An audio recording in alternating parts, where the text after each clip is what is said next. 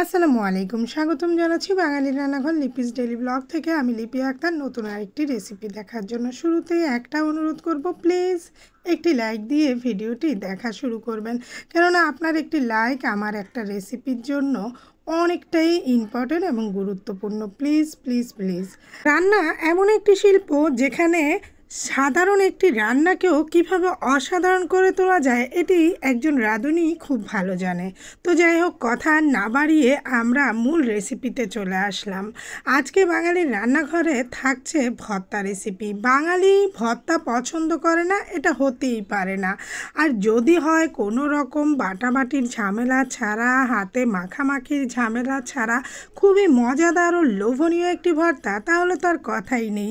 শুরুতেই দেখতে পেয়েছেন আমি পাত্রে 1 চামচের মতো তেল দিয়ে 3টি শুকনো মরিচ আর 4 থেকে 5টা কাঁচামরিচ ভেজে নিয়েছি। সামান্য ওই তেলের মধ্যে সামান্য একটু হলুদ আর একটু লবণ দিয়ে দিলাম, যাতে বেগুনগুলো একটু কালার আসে, দেখতেও ভালো লাগবে। তো এই বেগুনের সাথে আমি টমেটোও নিয়েছি, বড় একটা মিডিয়াম সাইজের টমেটো নিয়েছি, সেই সাথে একটা বেগুন নিয়েছি। এবার এগুলোকে ওই সামান্য তেলেই ভাজবো, তবে আমি এখানে তেল খুব কম ব্যবহার করব, তাতে কিন্তু বেগুনটা সিদ্ধ হবে। তারও কিন্তু একটা টিপস আমি আপনাদের সাথে শেয়ার করছি।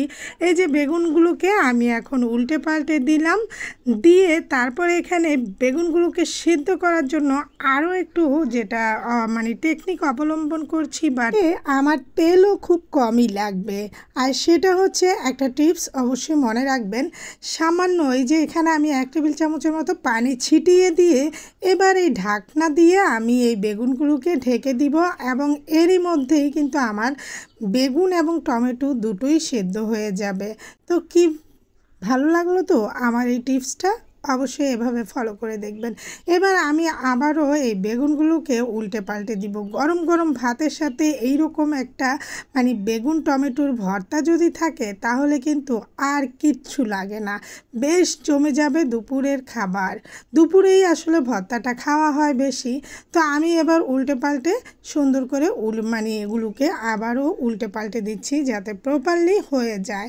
আজকে যারা আমার চ্যানেলে নতুন বন্ধু এসেছেন, আমার রেসিপিটি দেখছেন, তাদের কাছে একটাই অনুরোধ করব, প্লিজ আমার চ্যানেলটি সাবস্ক্রাইব করে পাশে থাকা অল নোটিফিকেশনটি ক্লিক করে দিবেন, যাতে যে কোনো সময় যে কোনো রেসিপি আপলোড করলে আপনার কাছে নোটিফিকেশন পৌঁছে যায়। আপনি যদি ইউটিউবার হন, অবশ্যই বন্ধু হয়ে গেলাম এই কথাটি আমার পোস্টে বলবেন, বাট ভিডিওতে বলবেন না, কেননা ভিডিওতে বললে এটা স্প্যাম কমেন্ট হয়ে যাবে।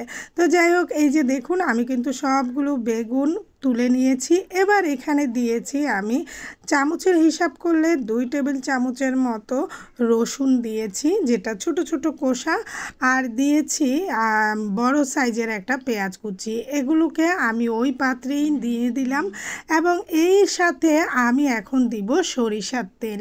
সরিষার তেল দিয়ে এই পেঁয়াজ এবং রসুনগুলোকে ভেজে নিব।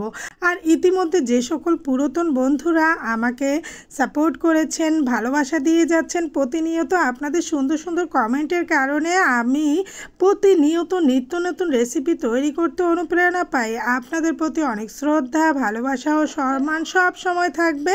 শুধু একটাই অনুরোধ করব, প্লিজ আপনাদের এই ভালোবাসার হাত কখনোই আমার মাথার উপর থেকে সরিয়ে দিবেন না। তো যাই হোক, ইদানিং একটা জিনিস আমার কাছে বেশি খারাপ লাগছে, আমার ভিডিওতে যতটুকুই ভিউ হোক না কেন, কিন্তু আমার ভিডিওতে লাইকের সংখ্যা খুবই কম।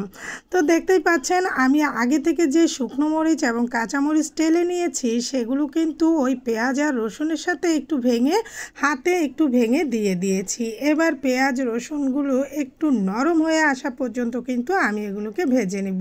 আবারও কিন্তু আমি আরও 1 টেবিল চামচের মতো সরিষার তেল দিয়ে দিলাম। আর হ্যাঁ, আবারও মনে করিয়ে দিচ্ছি, যদি এখনও কেউ একটি লাইক দিয়ে না থাকেন, প্লিজ একটি লাইক দিয়ে দিবেন, কেননা একটি লাইক আমার এই রেসিপিটির জন্য খুবই গুরুত্বপূর্ণ। Please please please. তো এখন দেখুন আমি এই রসুন এবং পেঁয়াজ যখন নরম হয়ে গেছে তখন কিন্তু আগে থেকে ভেজে রাখা বেগুন টমেটোগুলো দিয়ে এই চামচের সাহায্যে থেতলো করে নিচ্ছি।